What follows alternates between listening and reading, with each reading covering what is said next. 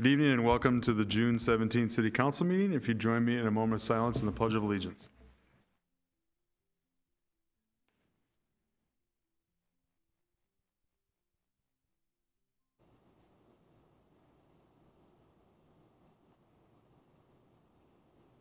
Pledge allegiance to the flag of the United States of America and to the republic for which it stands, one nation, under God, indivisible, with liberty and justice for all. Okay, Ms. Orlovsky, roll call, please. Michelle Volk. Here. Luke Kellier. Here. John Bermel. Here. Dan Wolter. Here. Joshua Lee. Here. Okay, very good. Moving on to item number 3, citizens' comments. This is an opportunity for those here that would like to address the council about an issue that's not on the agenda. Typically, if there's an issue on the agenda, we'll have a public comment. Okay, moving on to item number 4, additional agenda information. Mr. Miller. Mayor, there is a revised item related to the PUD on the Kenyon Green plat.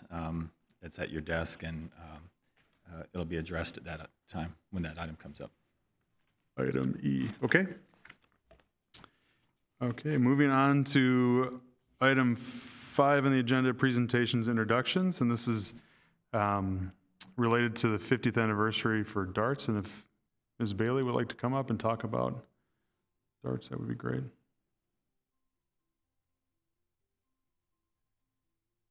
Good evening, Mayor, Council. Good to see you all. Thank you very much for having us here today. Darts has been in the community, specifically Dakota County, for 50 years. We started up in Inver Grove Heights and have moved onward and upward. As many of you probably know, we run a loop here every Thursday, which circulates through senior dense housing and then stops where those riders want to stop, which is largely groceries and runs for places like Walmart and Target. So we are absolutely grateful for the partnership that we have with the city, for the programs that we're able to provide, for the volunteer opportunities that we're able to provide for our older adults to remain engaged and connected in the community. And we are very grateful for the many, many years that we've had serving the Lakeville community. So thank you for this opportunity this evening. Thanks for being here. And I will read a proclamation. So whereas the city of Lakeville is committed to providing residents access to a high quality of living as they age in their communities, whereas nearly 1 in 3 Minnesotans are above the age of 55, whereas since 1974, DARTS has served older adults, their families, and caregivers with the mission of creating connections that enrich aging. And whereas 2024 marks DARTS its 50th year of providing services for thousands of older adults across the Southeast Metro, including Lakeville. These services include housework, outdoor chores, home repairs, caregiving resources, resource connections, fulfilling volunteer opportunities, and transportation. Whereas DARTS partnership has provided vital services like the Lakeville Loop and home chores benefiting our community. Whereas DARTS' ongoing commitment to collaboration, excellence, inclusion, responsibility, and service in its communities has helped ensure a 99% client satisfaction rate.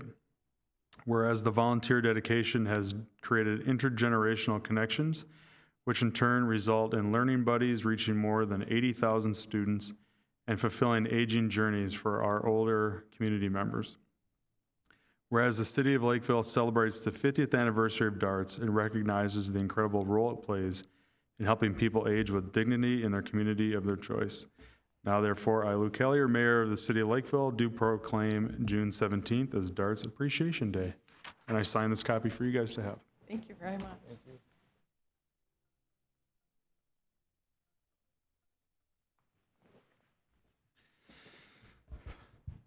Hopefully at least 50 more years, right? All right, moving on to item 6 on the agenda is the consent agenda. Anything to highlight, Mr. Miller? Thank you, Mayor, City Council. 2 items of note tonight. Both are donations. Item 6E is a resolution accepting a donation from the Lakeville Public Safety Foundation to the Lakeville Police Department for community engagement efforts, and that's an $8,100 donation. And then item 6G is our quarterly acceptance of donations to the Parks and Recreation Department, and this actually this is the first 2 quarters, totaling just over $6,000, and we're appreciative of both those donations. Very good. Council, any items that you'd like to discuss further? If not, I'll take a motion to approve the consent agenda. I move to approve the consent agenda. Is there a second? Second. Okay, and any further discussion? Okay, all those in favor say aye. Aye. Opposed? Okay, it passes. Moving on to item number 7, action items, Kenyon Green preliminary plat. And I'll think we'll turn over to staff or to Mr. Waldo from Ron Clark Construction first, and then. Good evening, welcome. Mayor, members of the council, Mike Waldo with Ron Clark Construction. We'll see if I can keep from screwing this up here. Oh, there we go. I'm going to probably read a little more than I normally would. I try to go, but then I last about 20 minutes, and I'm trying to keep this down to the short version. So what we're coming before you tonight is our Kenyon Green project. We're looking at a 49-unit affordable apartment and 15 townhomes on the site, as you can see on the board here. As you can see with this site, it's very difficult with the 3 roads surrounding it and the wetland on the west side. This is much more typical of an infill site that you very seldom see because you're doing so many greenfield sites. But these are going to become more and more common, I think, in Lakeville as there's little remnant parcels left over that have had right-of-ways taken away, other developments taken away, and I think that's what we're here trying to find the highest and best use for this site. Over time, of course, the site's been continued to be constrained every time the city has taken more right-of-way, and then also the wetland on the southeast or southwest corner. The project aligns with the current OR zoning, which is a residential transition zoning, which would be normally allowed with an approved CUP. In discussions with staff, as we looked at the uniqueness of the site and kind of how everything kind of needed to fit together to get to a really, what we think is very good site plan, they felt the PUD was the best way to proceed. It gives the city a little more control over what's going on and allows us to have very few variants. I think we're at down to 4 or 5 now. We started out slightly more than that as we got clarification. The project will be nearly the same as Lakeville Point. I don't know how many of you are familiar with the apartment we built in 2017, kind of kitty corner behind Culver's, I call it. That was a tax credit apartment we built then. I think as if you talk to staff and police and everyone else, I think that's been what we'll call an excellent project. I think our management staff, which is Stephen Scott Management, does an exceptional job. Christy leads that team. We do caretakers who live there, so we've got a caretaker that's on site 24/7, which kind of gives you that little extra eyes on the street as you're looking at it over in the evenings and other times when there normally would be problems. Ron and myself, as owners of the project, we stay involved. We have an affordability component where we're committed for 30 years on that project, and actually on Kenyon Green, we'll be committed for 50 years to meet the affordability. So it's not something we can walk away from down the road. We've got, between the Dakota County CDA and Minnesota Housing, they oversee that and do inspections on it every 1 to 3 years, depending on how the project goes. So you get someone else besides the city with eyes on it consistently. The residents that'll serve there meet the 60% AMI thresholds. An example being a family of 4 can have incomes up to $74,520, which in today's market makes it very difficult to find quality housing. When you look at the rents at any other market rate facility and in what you're doing to buy housing, they can't even come close to that. We will be submitting for tax credit funding from Dakota County this fall. One of the things is without additional funding from cities, which a lot of cities, including Lakeville, don't like to have to put money into affordable. They'd like to kind of see it be more generic. I think the minor variances we see here is kind of helping us not have to ask for money, because with the 15 townhomes, we're able to offset the land value, because a nice parcel like this with OR is, we think, worth what we paid for it, if not maybe a little more, but I can't put that much into a 49-unit apartment. I need to get that number down to under 20,000 a unit, somewhere around 17 to 18, which then leaves me a gap. And I think that's where we're looking at the townhomes, is kind of filling that gap with what we'll call fairly minor variances, we believe. That'll be for you to decide. But so that's one of the reasons why the townhome piece is so important. And right now we're looking at probably doing those as rental, but we actually do all of them as full PIDs. So that may be a for sale or a rental on those townhomes. We haven't made that decision, but each one will be plotted individually. So even if we decide to rent initially, they can be sold down the road. Again, we talked about the constraints required by the design. It necessitates the PUD to achieve the city's creative design, adapts and meets the city's housing goals. As you know, affordable housing is part of your goals in the city charter, and so it's important we do that. The Kenyon Green, if you look here, the Kenyon Avenue, of course, which comes down along the freeway and turns and gets away far enough so it can meet to that first stoplight. That curve, from a visibility perspective, we needed the access to be in the center of it. One of the original designs had us doing a separate access for the apartment from the townhomes, and from a staff perspective and everyone else, they didn't feel, our traffic engineer said the same thing. We really want that to be center, gives you the maximum distance both ways. The setbacks we're requesting are driven kind of by the additional restrictions of the road. In most cases, that road would be a 30-foot setback. In this case, because it's considered minor collector, I believe it's called, that's where the 50-foot setback comes from. We've talked about the fact we will have a fence along that road, along with additional buffer plantings, which we can show here. And then one of the conversations that came up with staff, and I think it might have been pushed forward by one of the council members, that we add some additional boulders along the fence line to kind of give some additional buffer if someone would happen to exit Kenyon Avenue. I think the reality is that they probably end up in the parking lot, but there doesn't mean someone couldn't get a little bit farther. So we will look at doing some probably 6 to 8 boulders along there, kind of in a size that will at least slow down or deflect a car before it kind of gets that direction. We've worked with the watershed in the city regarding the wetland. There was an old drainage area that kind of ran up into the project, so we've been allowed to fill that, which is where a couple of the townhomes go. And that approval's been through the wetland, and we'll be paying for wetland credits for that. We've spent some testing with engineering.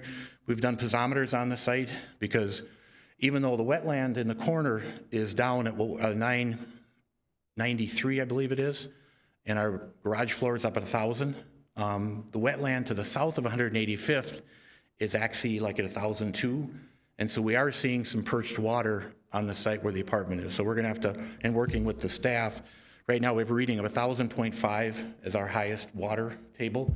So we're gonna bring that up 3 feet, which is the city requirements ordinance.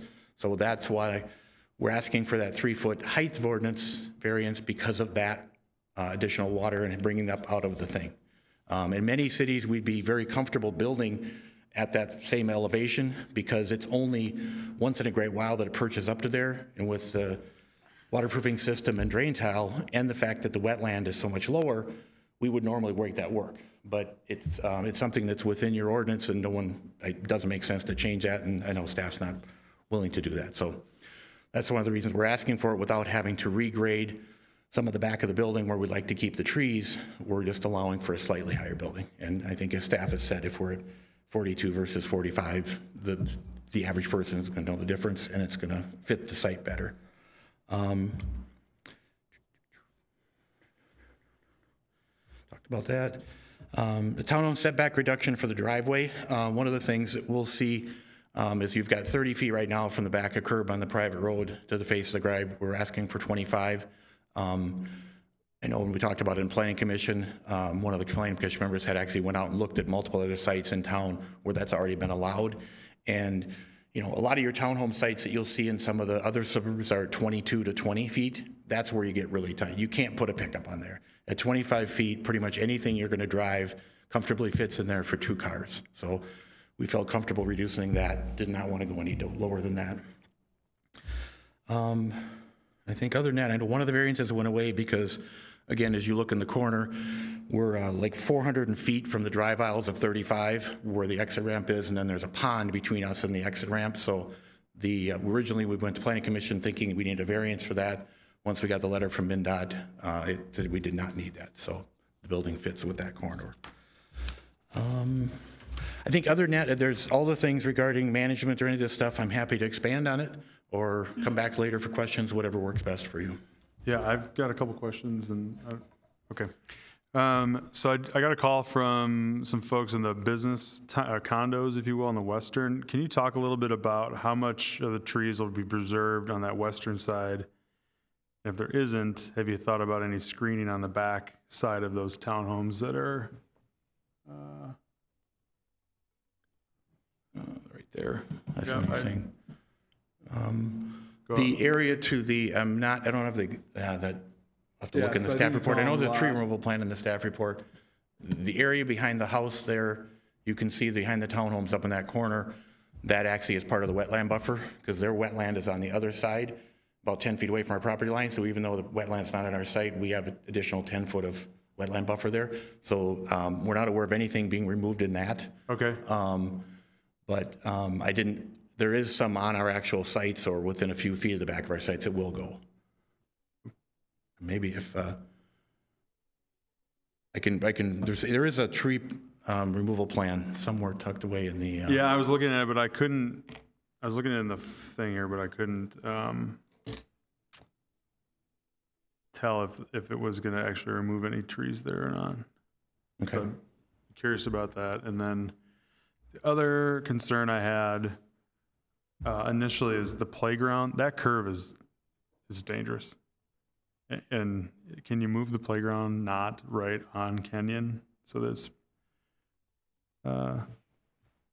you have it there. I mean, it doesn't make sense Climb to up put it about, somewhere. if I remember correctly, you climb up about 5 or 6 feet to get to that. Okay, so- so there's some elevation. So there's some elevation change, difference Okay. there. And then we'll look at that, and if we'll look at that with staff, and if we need to, we can either add a couple bollards along that side or add something of additional boulders there too. I think it fits really well for it because it kind of keeps it tucked away and gets them into some of the green space. But we'll definitely look at that and make sure that we're not, leaving it wide open from that road. Okay, Oh, I would just caution against boulders in a playground. That's like kid, We would do more at the edge of where the fence is, because that'll be a fenced-off playground. okay, well, I just. Yeah, my kids- grandkids I do the mean, same. that's Boulder is what you jump they're off gonna- of. It's kind of like, bringing home a refrigerator and they play with the box. You know, you put the boulders in, they're going to play with that instead of the. That's kind of what I meant. Bollards is what my recommendation be in that case, because it will be kind of be in that tucked corner. We can do that as part of the fence. But there is enough elevation change that I think will be much less susceptible than it might be at the entry. okay. Other questions from council, comments for staff report? Okay, don't go away. We might have more Oops. questions. I touched your keyboard, sorry. All right, we're back. All right. Thank you, Mayor, members of the council. I don't want to reiterate a lot of what Mr. Waldo shared, but as you know, the application is for a preliminary plat, is also for a rezoning to PUD and the plan unit development stage approval. The property, just for some context for the audience, since we didn't share the location map, the property is located immediately north of 185th Street, west of the interstate, and south of Kenyon Avenue. It is zoned OR, office residential. It is allowed use in this zoning district according to the requirements of the RH1 zoning district. And as Mr. Waldo explained, there are a lot of what we perceived as site constraints to the development, necessitating the request for the PUD to make the site the most easy to develop. And the PUD is also the tool which to utilize for the joint types of housing, both the apartment as well as the townhomes. I just want to highlight just this page or this slide. It just identifies where those different deviations are. He's already spoken to them. The first one is along Kenyon Avenue. The rear buffer yard is required as the rear of the homes are facing Kenyon. So this is a major collector, so it has a wider buffer. Within this area, as you saw in the landscape plan, there is still 55 to 60 feet before you ever touch the road. In between that is right-of-way. There is the trail that will be built up to the driveway entrance to the site, as well as the landscaping, the boulders, and the fence. So there's still plenty of buffer within that area. The requirement is only because of that extra designation of the roadway, and because in this design, the rear of the homes are facing that. It's a rear setback.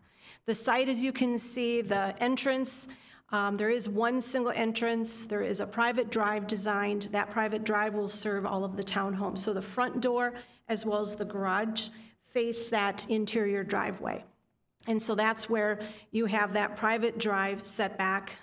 In this case, it's a little bit less than the 30 feet, but we believe a car or a truck will be able to appropriately fit within that space, and there is no sidewalk that we're in risk of crossing over if a car were parked on the driveway because it is a private drive.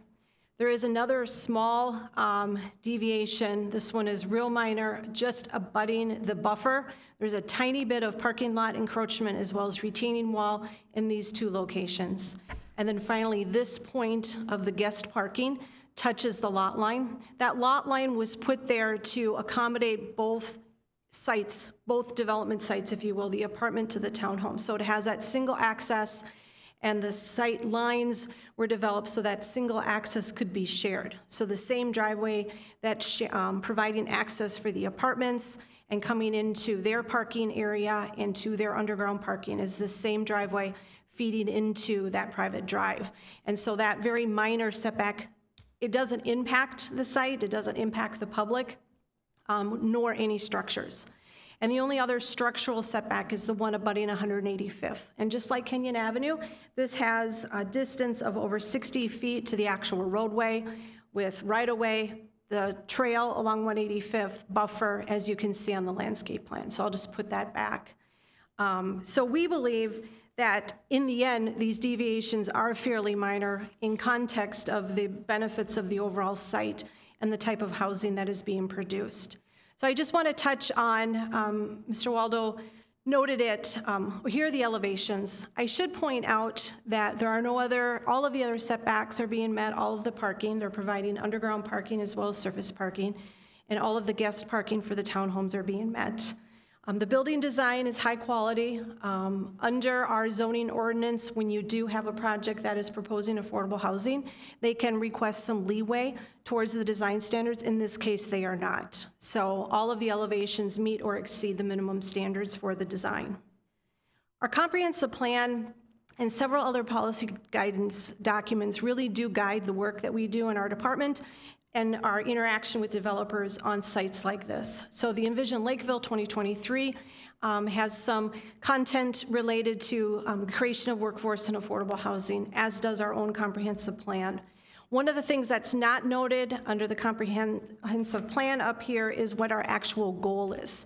So we're at 1,414 affordable units by 2030, and they're supposed to break down into those different percentage categories. And so this development will help fulfill some of those percentage categories. And then finally, last year, we did our comprehensive housing needs assessment. This project was really driven from the Economic Development Commission. It's been a priority of theirs to make sure that we have affordable housing to serve our local workforce. While we can't guarantee that the folks that are going to be renting these units are going to be working in Lakeville, it would be nice if we could guarantee that, but we can't guarantee that. But what we can offer is this type of housing within the community to fit the needs that we have, particularly our industrial park, our manufacturing facilities, and we hear it all the time, that there is a need for affordable housing. And so the study last year demonstrated demand for 400 rental units and 160 subsidized rental units, and so this fits within that portfolio, if you will, of need that's been identified in that study. I won't go into any more detail. I did find the landscape or the tree plan, and it does, as Mike said, show that as many trees as possible within those buffer areas abutting that area. And there's still quite a distance between this property and where those office suites are located. So they do have quite a bit of buffer because of that wetland. But those trees will be remaining. The Planning Commission did hold a public hearing last week on June 6th. They recommended approval with a 4-2 vote. And again, the developer did revise the landscaping plan was something that we really wanted a little bit more work on.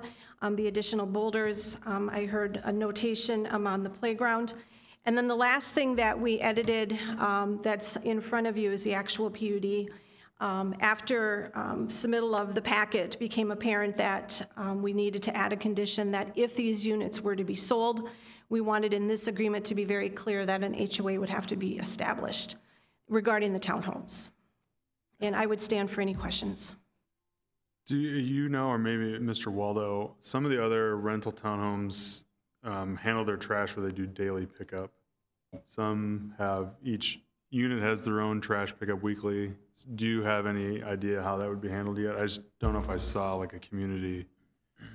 They would all be, if they're rental, they would all be either way, with the association or The rental manager would take care of all the garbage, and we normally do it once or twice a week, depending upon the demand load. Okay. Most cases, they'd have how many gallon trash thing, and it would be taken out once a week, excuse me. Got it. But it will all be coordinated, so it'll be one person doing all of it, whether it was an HOA or whether it was a rental.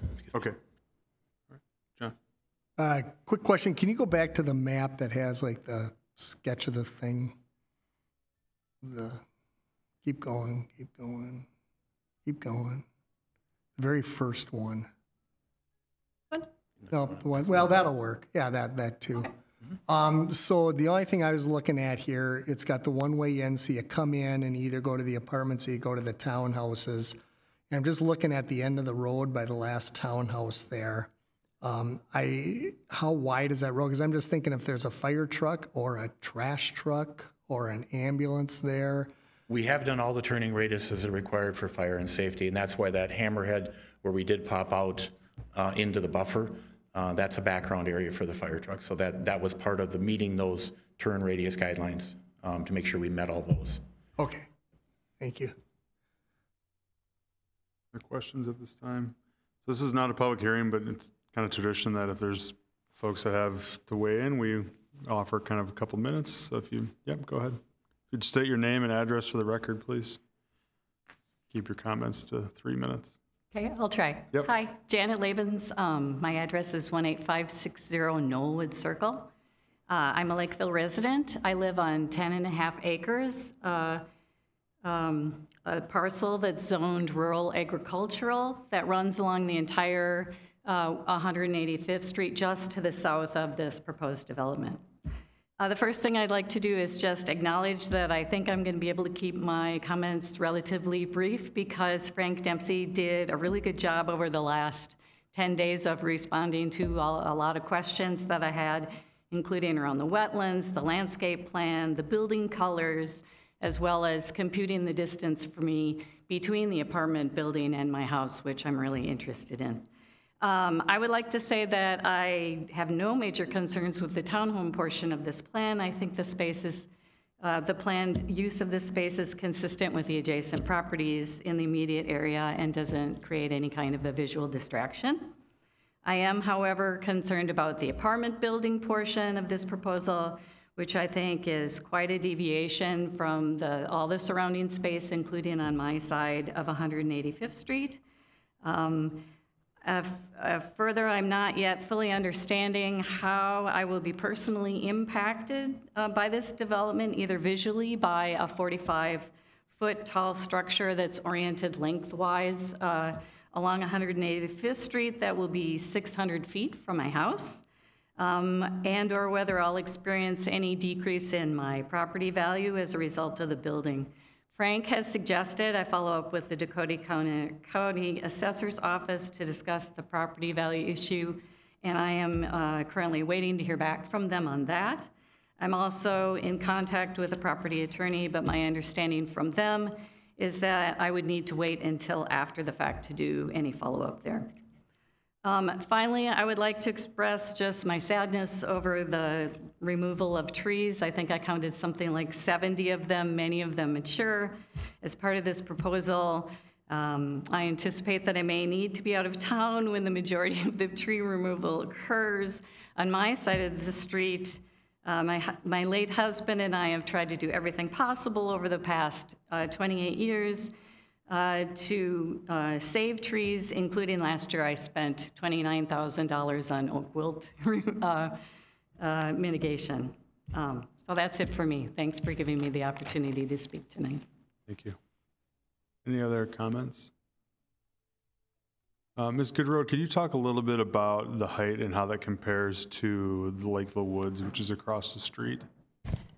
Thank you, Mayor. Members of the council, I'm going to come up short. I'm not sure the height of the existing, they're all single story. Maybe with the pond, they might be walkouts. Sorry, that's the apartment across the street. Oh, the apartment across the street? Yeah, I think that's very similar. That's what, yeah. This property allows for office buildings. So whether it be an apartment of this number of stories in this height, it could be an office building. In this case, it's an apartment building. So I think from a use standpoint, it's kind of irregardless. Frank did talk to her extensively. We spoke about her concerns, the way her property is situated, and particularly her home. She does have a lot of woods to her benefit. We do not believe that there will be any visible, be able to have any view of it from her property. Once she comes out into the roadway to 185th, certainly you will see it there. But the underlying zoning allows these uses and this height. I guess I have one comment, and this could be off base, so maybe I'm misinterpreting a little bit. If you're concerned about safety, having an apartment building with residents that are in there, I can honestly say that the property that is over by Culver's is really well run. There really just isn't. I'm in that area every single day, and I've never, no matter if it's, well, I'm not there a lot at 2 in the morning, but I mean, I have, but there really isn't any concerns with the residents that are living in that facility, and the kids walking to Walgreens or dollar store. There's some great little places for them to shop at to get candy real cheap. So, but there's just really never been any issues with that building and the residents that are living in there.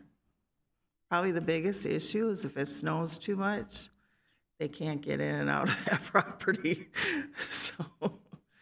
We've had the same experience. We have had no phone calls to our office regarding any concerns. So it's a very well, Ron Clark does a great job with their facilities and their management.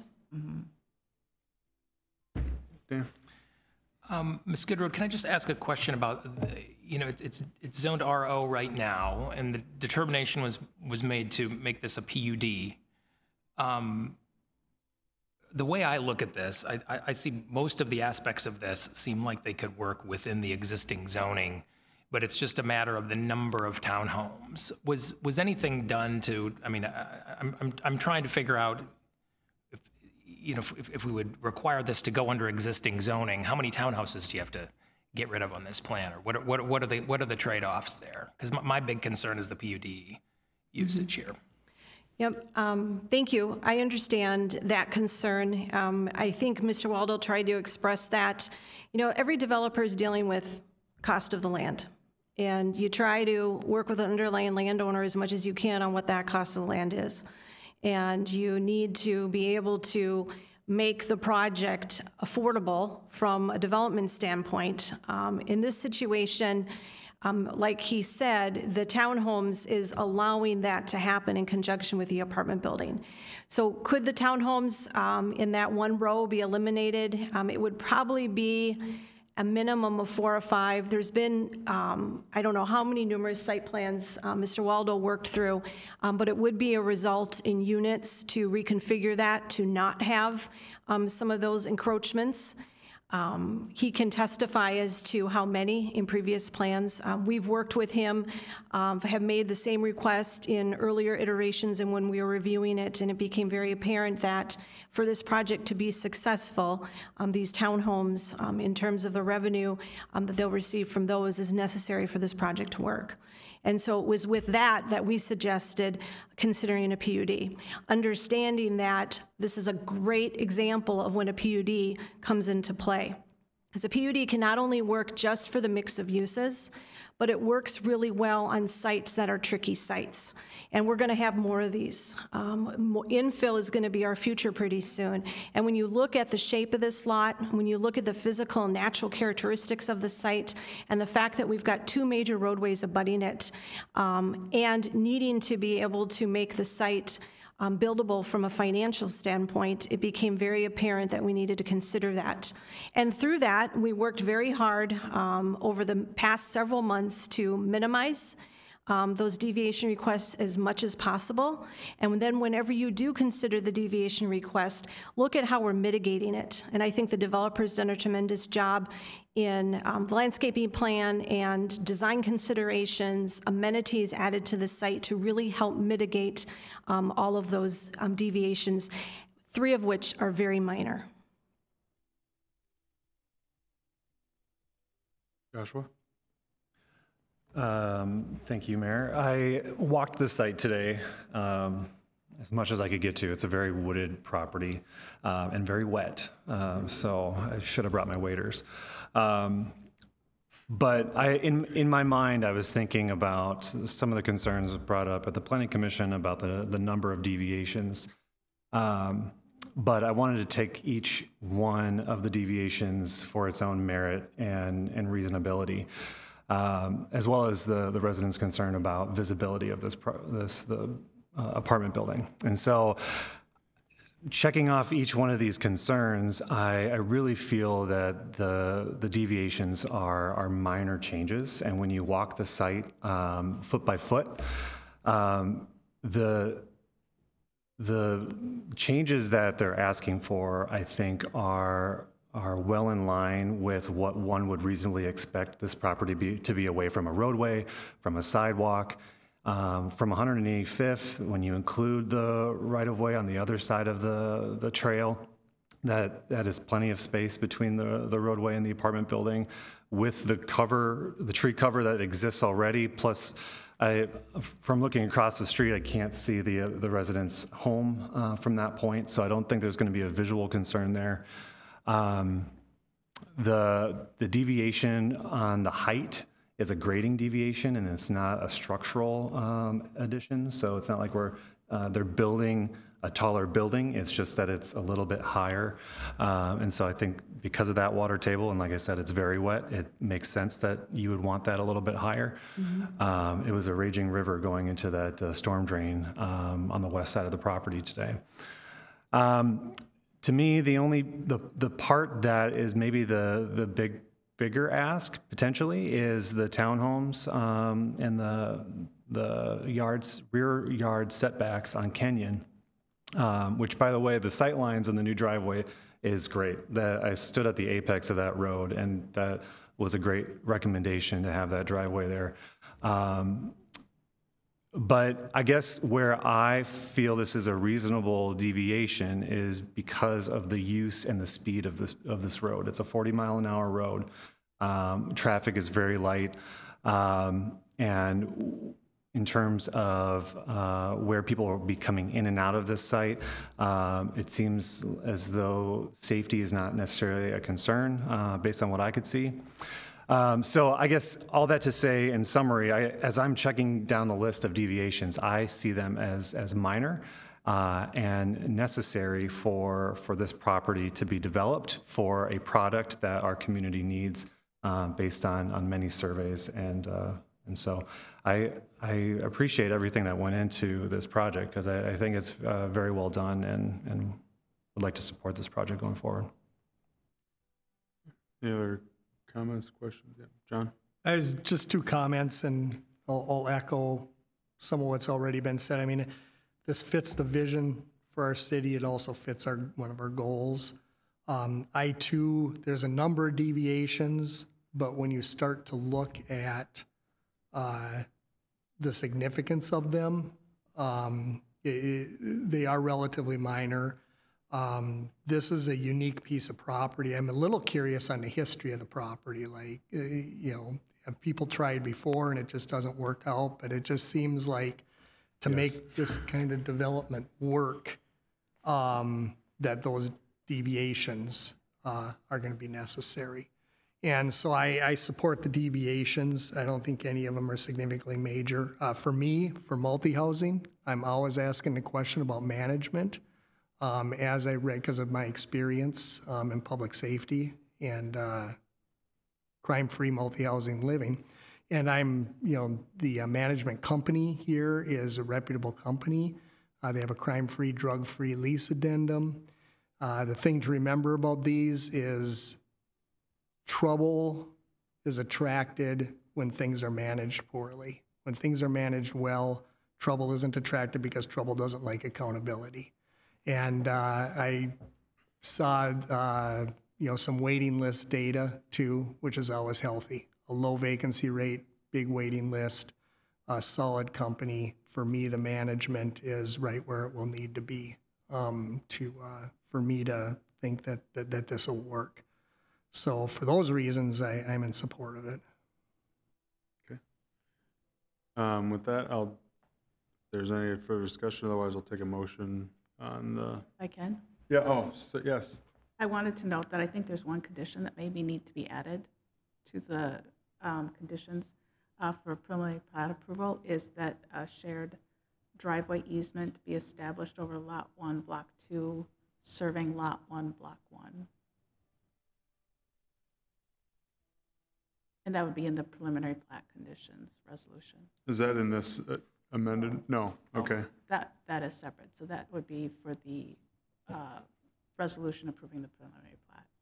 So this would be F? But we're doing it all in one motion, right? Yes. Yeah, we got 1 and 2. Lead the motions real quick.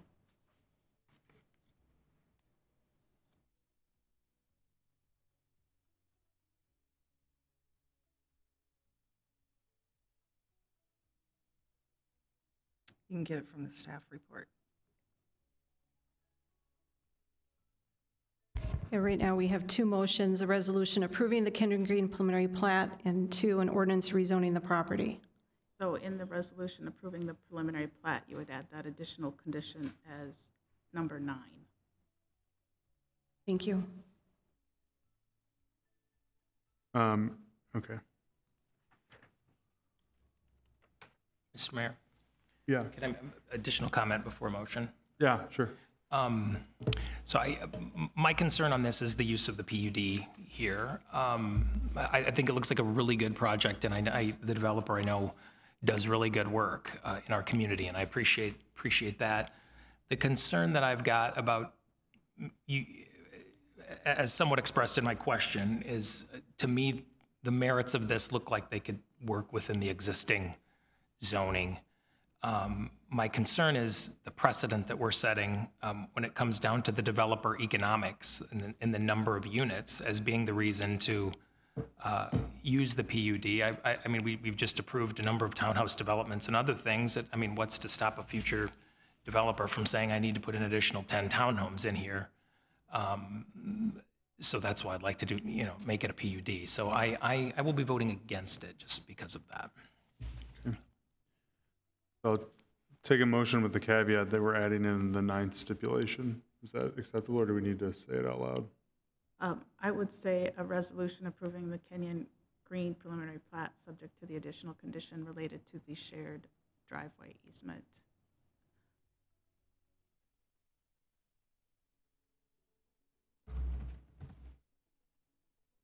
Okay, would somebody like to make a motion to approve that also includes subject to agreement to a driveway easement?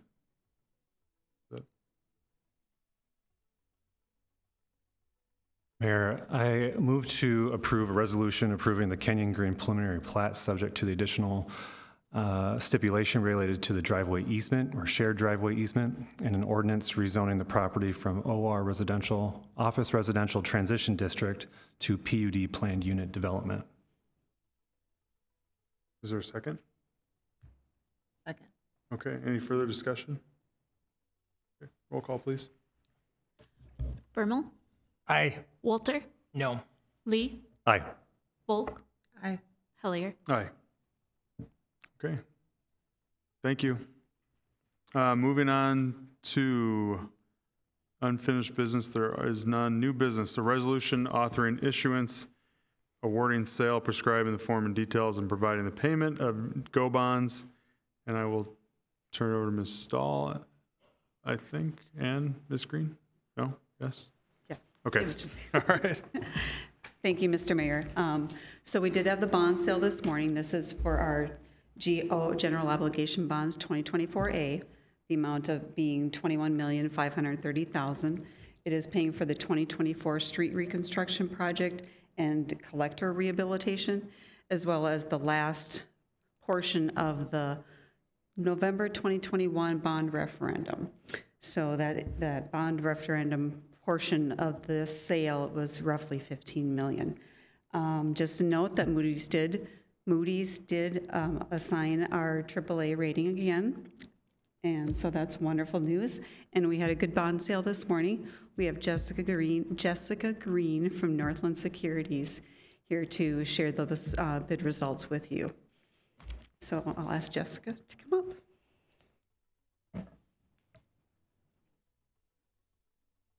Mayor, Council, good evening. Good evening. Evening. As Ms. Stahl just mentioned, we did hold a bond sale this morning at 10 a.m. and the results are pretty great. 10 bids came in. Piper out of Minneapolis is the low bidder here. We do have a sale summary for your consideration, and then of course we do have a resolution for consideration by the council for the issuance of $21,530,000 in general obligation bonds. This will be considered Series 2024A. And as Ms. Stahl mentioned, we have two portions related to the bonds here. So street reconstruction activities along with your collector rehab program, and then of course the final issuance related to the park referendum.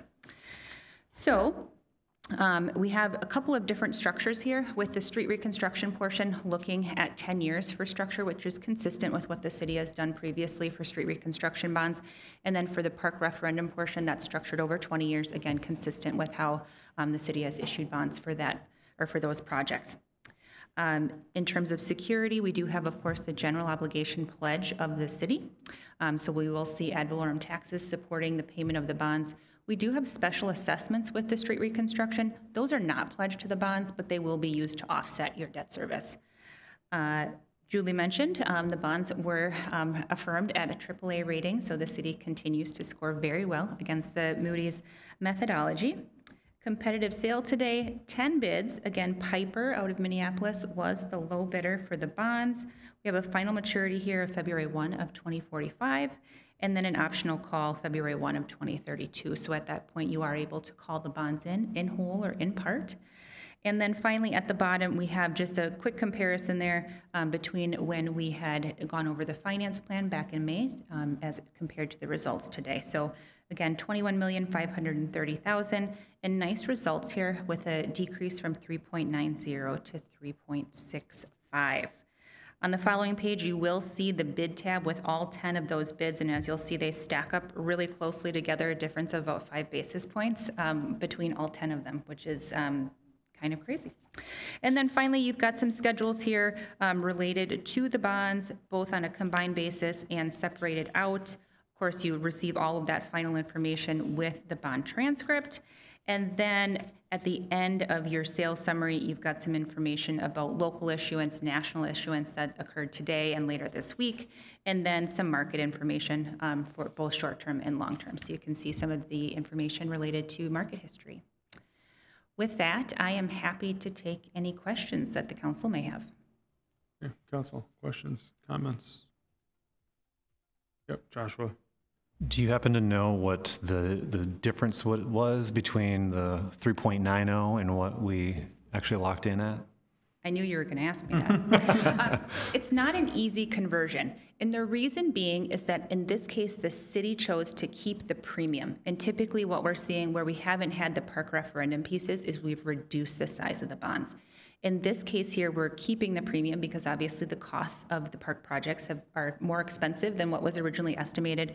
So there's not an easy crosswalk between the two, but I can say that if we would have simply downsized the bonds, which wouldn't have been a recommendation just because, again, you need that additional cash to complete the projects, you probably would have been looking at about $100,000 in savings, again, if we would have reduced the size of the bonds. Got it. Thank you. With that, I will take a motion to approve the resolution. John? I move to approve a resolution authorizing issuance, awarding sale, prescribing the form and details, and providing for the payment of $21,530,000 in general obligation bonds, Series 2024A. Is there a second? Second. Okay, any further discussion? Okay, seeing none, roll call, please. Walter, Aye. Lee, Aye. Volk, Aye. Hellier, Aye. Bermal. Aye. Very good, thank you, appreciate it. And we'll stick with Ms. Stahl on our acknowledged receipt of our financial report, annual financial report. Thank you again, Mr. Mayor. Tonight we have Chris Knopik, get his title, Principal with Clifton Larson Allen, and Lucas Chase, also with the audit team, who did the audit for the city and are here to present the results of the audit and the financial report. Welcome. Sounds good. Thank you, Mr. Mayor and Council, and thank you, Ms. Stahl, for introducing us. My name is Chris Knopik. I'm a principal with CLA. I've been working with the city now for several years, probably 5-6 years, somewhere in there. This year, I also have Lucas Chase, who's the director on the city's engagement, and he's also been working with the city for several years. So, similar to what we've done in the past, we do have a slide deck that we're going to go through the audit results, some financial results, and then just kind of some things on the horizon for the city to consider. This year, we did have to downsize some of our presentation because some of our comparative data that we've historically had in the past is just not available to us yet. So the state agencies that pull the information together just don't have the data out there for us for public consumption yet. So slight decrease in what we've had in the past, but I think overall it'll still be a good representation. So as we go through this, the council received a couple of different things, not only a copy of the act for the annual comprehensive financial report, as well as a governance communication letter. That's a letter that we are required to provide those charged with governance in regards to the audit. It has a lot of just required communications that we have to do in there. And then also, I just want to note that the city did receive an unmodified or a clean audit opinion on your financial statements. That's the highest level of assurance that any type of entity can receive, whether it's government, for-profit, nonprofit, publicly traded. Unmodified is the goal we set out for. As part of your audit, we do look at the internal controls for the city. Our responsibility is not to provide an opinion on your internal controls. Our responsibility is to let you know if we identify any deficiencies in your internal control processes. As you can see on here, those potential deficiencies are either classified as a material weakness or a significant deficiency. And as you see, there's none noted on both of those. So very positive there. To note that even with some of the turnover that happened within finance over the past year, the internal control structure for the city still remains very strong. As part of the audit, we also do look at Minnesota legal compliance. This is a 25 to 30 page document that the state auditor's office publishes every single year for us auditors that work with local governments, divided into 7 different categories that we have to look at. Similar to other things, none noted, which means we didn't identify any legal compliance violations as well. So I'm going to turn it over to Lucas now to go through some of the financial results. Thank you. So this first slide here, you'll be seeing your general fund revenues. It's a stacked bar graph with all your different types of revenues stacked on top of each other. 5 years of data, you'll see kind of one outlier, the negative investment income that's grouped in that other revenue category in the prior year, which is then a large reason for that same category then having a large increase and then being above that negative, of course. So you'll see your proportion of property tax and other increased, if you're looking at it as a percent. And that's a lot of times because your intergovernmental revenue went down because we had $4.9 million of ARPA, or the fiscal recovery funds, recorded to your general fund last year in 22, excuse me.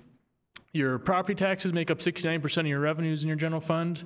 That's up a bit from last year, but there again, we had those federal dollars kind of bring it down. So last year was 66%, this year 69%, but you're lower than if you look all the way back to 21, about 72% of your general fund revenues were from property taxes. Your total revenues remain very consistent. When you're looking at it, you're down about $2,000 from the prior year. You're about $38.5 million total revenues both years. Now this one's looking at your revenues budget to actual. So you have your budget on top and kind of that yellowish green. and then your actuals in blue there. You're relatively close to budget if you're looking at percentage-wise, just a little over 1% difference, but in the right direction, right? You're over budget, so you had more revenues than budgeted. Other revenues, mostly investment income, were higher than budgeted. That's, your budget conservatively there, and that's a good thing. Also, intergovernmental revenue was over budget, about $236,000. We have a special funding entry you make each year due to state special funding to para. That's not budgeted for. And there also was a $110,000 forestry grant running into there. That kind of make up almost all that variance. Licenses and permits were also over, just kind of the makeup of what made those up this year, I think between single family, multifamily, and such. You did have a couple categories a little under what you budgeted: charges for services, some reduced engineering services, in connection with whatever you had for going on with developer construction, and then taxes, is some slight variances in collection rates. But if you look at that, $254,000 difference in taxes, it's less than 1% variance. Now looking at general fund expenditures, stack bar graph similar to a couple slides ago on revenues. You can see we increased about 7.7% from the prior year, but this increase was less than your budgeted increase. You ended up $621,000 under budget, you'll see on the next slide. And just looking at your increase in 2019, you've increased expenditures 26%, but your revenues in that same time span from 2019 increased 24.5%. So pretty positively correlated and in line with the growth of the city. And here again is your general fund budget to actual.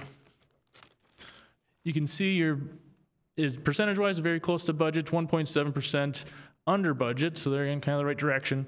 Public Works had the largest proportion of this, followed by general government, and then Parks and Rec had about a 1% difference, and then public safety following that. Across all your functions or departments, most of it's just personnel costs coming in a little under. There were some vacancies, make up a lot of that budget difference. And then other charges were about kind of your next biggest area, mostly in legal fees, came in a little under budget.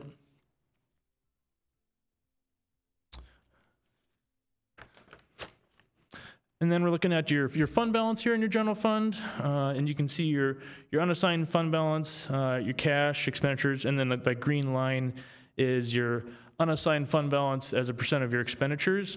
This is a little bit different than your fund balance policy because you're basically look at your everything except for non-spendable and restricted in your fund balance policy as a percent of next year's budgeted expenditures. But to be kind of comparable using actual ending amounts, this is the green line's comparing your unassigned as a percent of expenditures. So just a note there, not exactly apples to apples, but a good comparable. So your policy with that in mind is 40 to 50%. Using actual unassigned compared to actual expenditures for 23, it's 51.5%, or about 188 days. Looking back at your budget and projecting out using ending amounts here, you'd be at about 42% projected, so you'd be right in your fund balance policy projecting for 24. Now we're looking into your utility fund. So you covered your depreciation, so that's great, and then of course then you have positive cash flows. When you look at the green line on here, we're trying to more closely reflect your operating income after backing out kind of that non-cash depreciation amortization, and be kind of closer in line if you looked at your statement of cash flows and your income, your cash from operations. So with that in mind, we covered depreciation both years.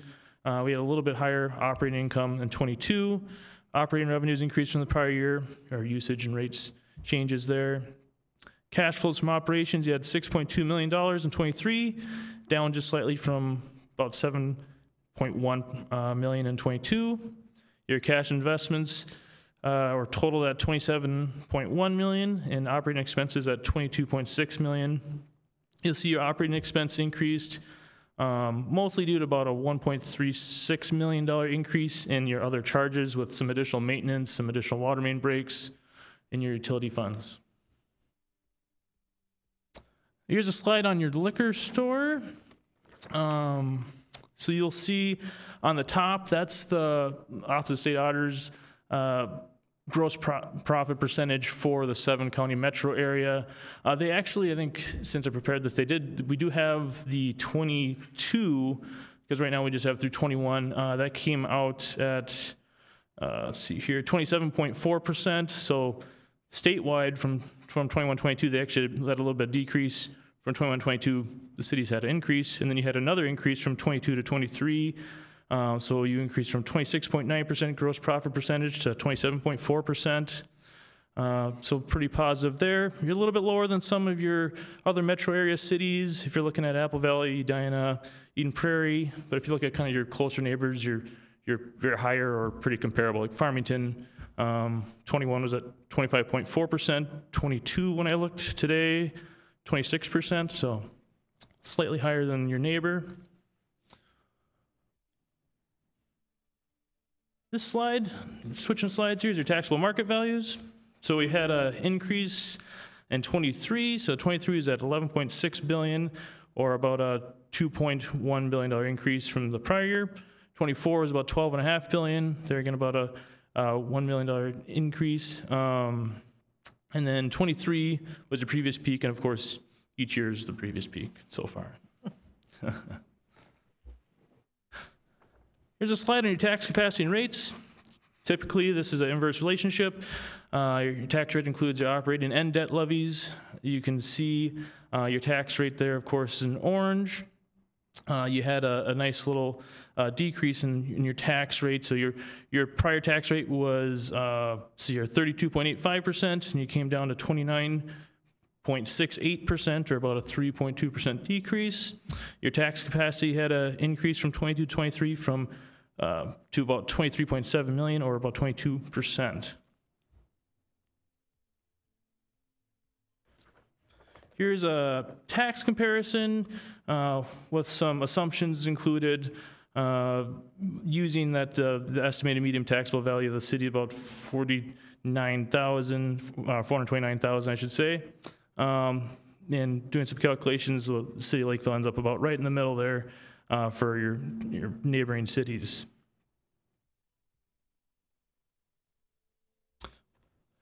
Now, if we did end up keeping, it's pretty old data from the Office of State Auditors now, and then giving you 3 years since that data is available. But we do have 21's, the Office of State Auditors data there for comparison in the 3 years since.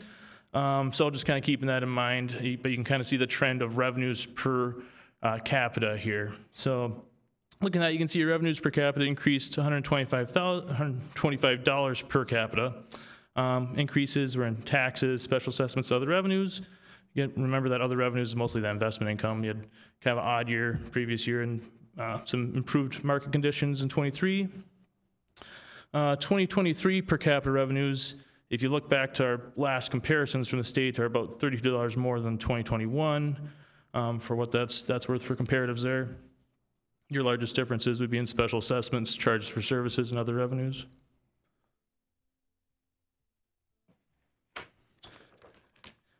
Here's a look at revenue per capita, pulling in some neighboring comparable cities.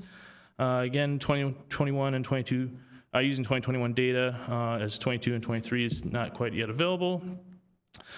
Typically, when we look at this, the city's been below average in most of these revenues per capita, except for licenses and permits. When we're looking at 23's actuals compared to the 21 comparables from the Office of State Auditors, also intergovernmental revenues were above average, and then special assessments were additionally above average in 23.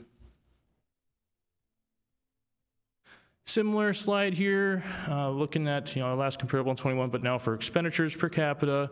Your per capita expenditures increased $244 per capita from 22. Capital outlay, a lot of times your large driver with all the development going on in your road work. Per capita is about $488 more than other cities back in 21, so with that in mind, and a lot of times for the city, your drivers are your capital outlay and your debt service. Now here's a similar slide, then pulling that into your line graph with your neighboring cities that we're using for comparables. You can see that your below average cost per capita to fund these different functions with the exception of capital outlay, principal, and interest. So similar results as looking at the prior table. And I'll pass it back to Chris. Sounds good. Thank you very much, Lucas. Any questions from any of the council on any of those slides at all before I just kind of wrap it up with 2 quick slides here at the end? Okay. Really just... Joshua. I was going to wait to the end, but on your first couple slides, you were talking about no findings and areas of deficiencies. But could you talk a little bit more about your audit process? Because one thing is reviewing statements and all of those documents, but are there other pieces of this puzzle that you do to help ensure that there are no findings, interviews, and other things like that? Yes, and really to answer that, the planning process for this starts back in December, November, right in there roughly. So we start with meetings internally with our CLA team as well as city staff to just get an understanding of what's happened in the last year. Obviously we can see the development side of it, we see the bond issuances, we see that type of stuff that happens. But then from there, what we do is we set out a game plan as far as how do we want to approach this year's audit. CLA uses a risk-based audit approach, which really means that through these discussions internally and with city staff, we talk to typically 1 or 2 members of the council as well to get your perceptions, your understanding of fraud risks. Where do you think there's risks within the city's operations, finance operations, I should say. And what that does is we come at it and say, okay, how can we approach the audit and kind of get, as we say, the most bang for the buck in our audit process. It's not feasible and economical for us to audit every single transaction of an entity. That's where we say an audit provides reasonable assurance as to your financial statements, not absolute assurance. So what that entails outside of the interviews with staff, interviews with members of management, a member or 2 of the council, then we look at it and go, okay, we start to pull in external data, analytics as far as tax levy, what are other areas doing for liquor operations, for utilities, and we also do comparisons year over year. We also do test controls. We typically rotate every other year, unless there's a risk that comes out that we think we should, between either disbursement testing or payroll testing or a combination of both. So we are pulling, I don't know, probably a few hundred invoices throughout the process, looking at everything. So, and that's including everything from legal compliance, internal controls, the testing, capital asset additions. We always have an element of unpredictability every year, which we have to incorporate by auditing standards. So it's a lot of different moving pieces to get to the end where you get the nice bound financial statements at the end of the day. Sure. Thank you. I'm always pleased to see no findings, but it also, over many years with no findings, that it just kind of made me perk my interest on, where are the risks when there are no findings. And I'm sure our finance committee also has input there too. Or have you met with that group as well? Yes. Okay, great. Thank you. And that's where it comes down to, is knowing that the city has internal control structure. When there's turnover within finance and you can still maintain that, no internal control deficiencies, no legal compliance. When we're pulling as many invoices as we can, the legal compliance item that normally gets a lot of local governments is one where you have to pay all of your bills within 35 days or less. When you start talking about that, 35 days isn't very quick. If that invoice sits on a department's desk for an extra week, it may miss a pay cycle and all of a sudden it's beyond 35 days. So some of those real, if you want to say, easy items that we see in other municipalities, we didn't have any of those here either, which is always great to see. So really just to wrap it up, as Lucas had mentioned, the city is meeting your fund balance policy when you look at projecting it against your 2024 operating budget. No internal control comments, no legal compliance findings. Your enterprise funds are providing cash flows from your operations, which is your day-to-day transactions. And you're also fully covering your depreciation, which is great. That means current users are paying for the current system and infrastructure in place, which is great to see. The liquor fund transferred about $3.7 million out of the liquor operations to help offset other activities, capital projects, debt service, general fund operations. That's very great. We like to see that coming from the auditor's point of view.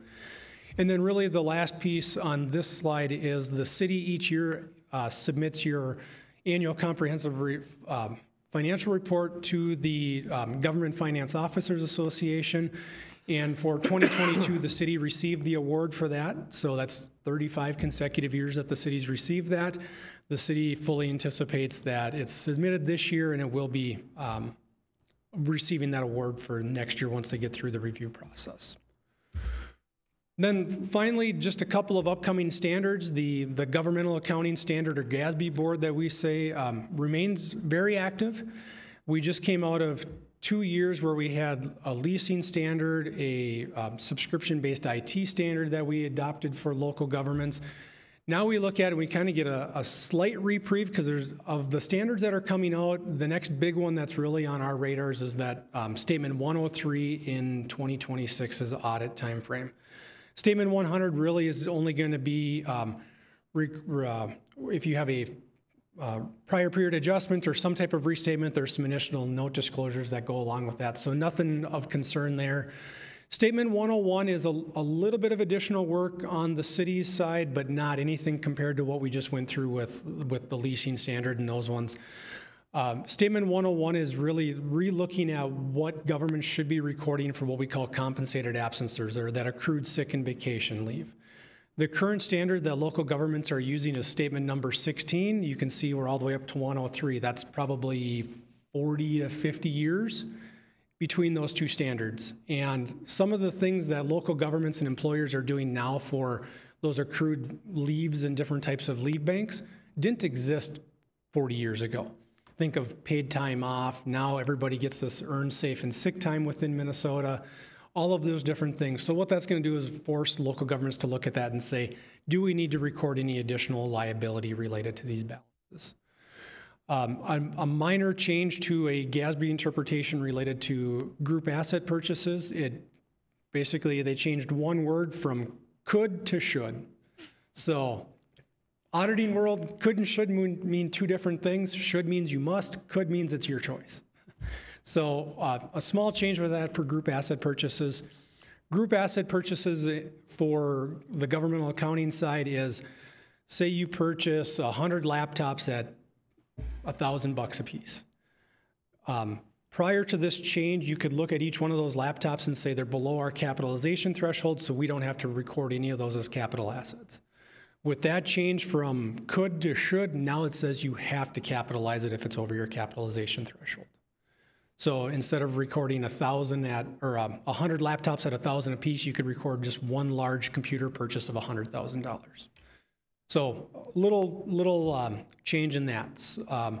Statement 102 related to risk disclosures, that's really going to be looking at how governments and what they should disclose regarding concentrations, whether that's vendor concentrations, revenue concentrations.